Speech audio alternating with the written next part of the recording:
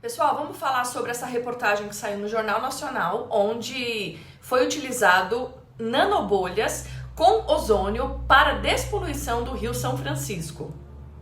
Bom, primeiro vamos falar do tamanho dessas nanobolhas. Elas são muito pequenas. Eu vou colocar uma imagem aqui que compara a nanobolha com a microbolha e com bolhas finas. E o fato dela ser pequena faz com que ela não tenha força para estourar na superfície.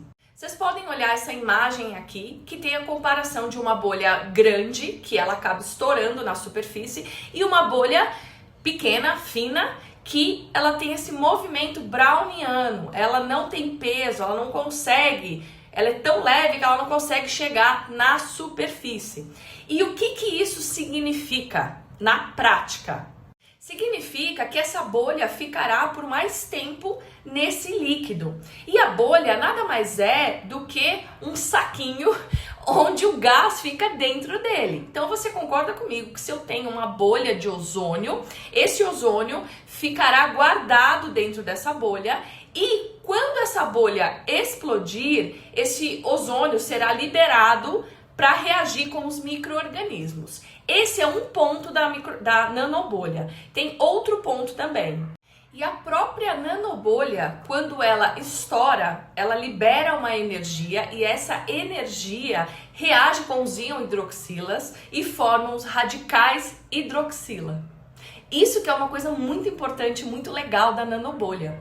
Levando também em consideração que o ozônio, quando ele é liberado, ele pode reagir com a matéria orgânica, que ele vai fazer o quê? Ele vai quebrar as duplas ligações de carbono da bactéria, do vírus, que seja, rompendo essa membrana, ou ele pode reagir com os íon-hidroxilas da água e formar os radicais hidroxila também.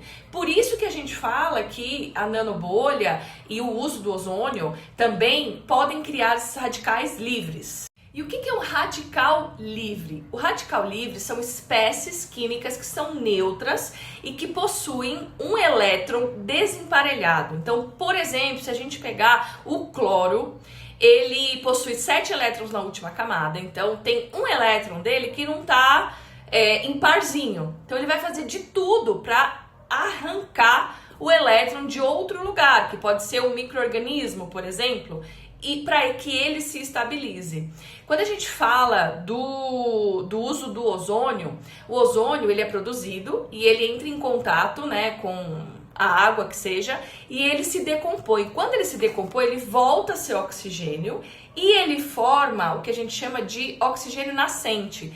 Esse oxigênio nascente também tem elétrons desemparelhados e que ele vai arregaçar também, querendo puxar elétrons de outros lugares. E aí você pode me perguntar, Lígia, o oxigênio ele tem 6 elétrons na última camada, ele não está em par? Mas quando a gente fala de átomo sozinho, a gente precisa fazer a distribuição eletrônica.